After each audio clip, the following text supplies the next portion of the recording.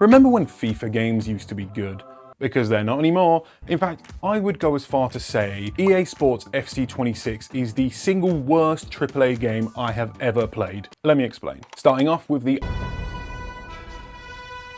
game will not allow you to make substitutions or tactical changes mid-game. That's a pretty core fundamental of football, and it straight up doesn't work. And I had the 10-hour free trial of the game when it first came out, and same thing. So they've not resolved this for like 6 months. But this is funny. When it would happen to me, I would open OBS to try and record it and demonstrate it. So I'd press record, and then it would work every single time without fail, to the point of now when it happens to me, I open OBS and press record, knowing that will fix it. So if you have that bug, try it, maybe. Deadly serious. What a game. We adjusted your objective progress due to a mismatch with server validation. By adjusted, they do mean it doesn't count. It reminds me of this old Simpsons joke where they call a tax increase a temporary refund adjustment. It's just like fancy words to make something scummy sound less scummy. EA are actually playing supervillain because they can't code a game properly. I've had it happen to me countless times, mostly in Rush on Ultimate Team. Not counting my progress because you can't figure out how to track objectives is, I think it's unacceptable personally. Next up, we've got some these are just some little ones I've noticed that aren't earth-shattering, but when they all happen in the same game, it's just like laughably unpolished. If you were to tell me EA used Grok as their sole QA tester, I'd probably fully believe you. Going into a live events game, there's nothing in here. Going into a live events game and the commentators announce that first to score 2 goals wins the game. And it's actually first to 3. Weird. When you're loading into a Rush lobby, it sometimes says checking block requirements for party members and then just soft locks the game, so you have to restart.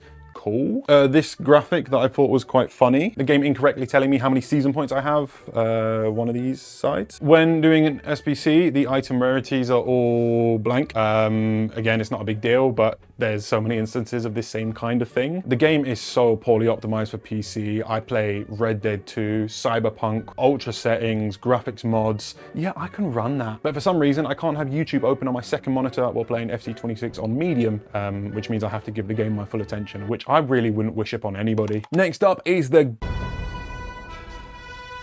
It's the worst part of the game. Outside of like an Ultimate Team grind, there's no incentive to play the game because it's not fun, it's not balanced, and it's just not finished. Tactics boil down to a few presets, balanced wing play or counter-attack. None of them I found to be very different from one another. The tactic systems on older FIFAs were more varied and actually made a difference. Objectively better on games from 10 years ago. It's quite a core fundamental of football, but I guess EA don't agree. Tackling is awful. I think it's the most broken, least realistic part of the gameplay. It's so bad, it doesn't work the way tackling is supposed to. Like in real football, when you stick a leg in and there's contact, something's going to happen. Either there's a foul or the ball's won, not nothing. Genuinely 90% of the time you put in a standing or a slide tackle, nothing happens. Contact's made, controller vibrates, but the player he just firms it. I think they realized that people were just committing too many fouls, so rather than improving the tackling, they just made the threshold higher for what is a foul, which makes them so much harder to commit.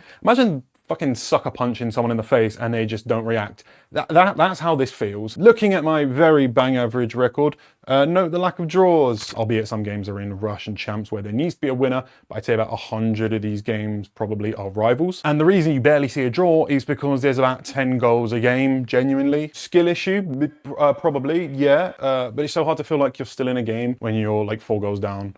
Not that it happens to me, ever. In a world where ChatGPT is going to take over, it's impressive that the AI in FC26 is still so shit. Your team are constantly out of position, your forwards just straight up refuse to make runs. Am I allowed to say objectively bad?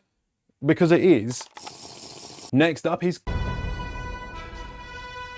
In case you haven't been able to tell, I fucking love Invincible. Just watched season 4, episode 5. Oh my God. So I had this entire segment written about how Derek Ray and Stuart Robson are just pale imitations of Martin Tyler and Alan Smith, and how I couldn't take Guy Mowbray seriously because he was the commentator in Score Hero. But then the fucking commentator disappears. He's gone. I haven't had any commentators in any game mode for like 4 days.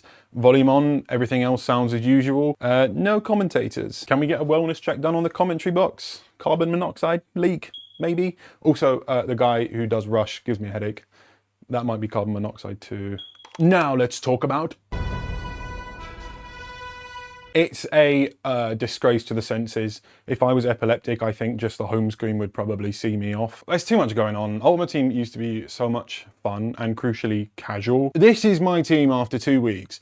Shit looks like an oil leak. Weirdly, there's actually no point in packs anymore because nobody is worth anything. I packed an 89 rated Bruno Fernandes in a 50k pack the other day and I lost money, or at least I would have done if 99% of items in this game weren't untradeable now. It's effectively killed trading. They want you to spend money on untradeable packs to put those players into overpriced SBCs, which are also untradeable. But it doesn't matter if you can't pick anyone good because you can turn almost any player into an endgame card with evolutions and playstyles. It took me 5 games to turn base 83 rated Jared Bowen into an endgame card with prime icon stats. Not that he doesn't deserve them. There are way too many live events and game modes to keep up with unless you're unemployed and fat like me, and even I struggle. And all the live events and objectives have like nuts requirements just to play them, like win 3 games by a 6-goal margin with 15 players from Equatorial Guinea in your starting 11. Like, no shit, I don't have them, so then I gotta spend more money. Hot topic, but I'm torn on having women in Ultimate Team for a few reasons.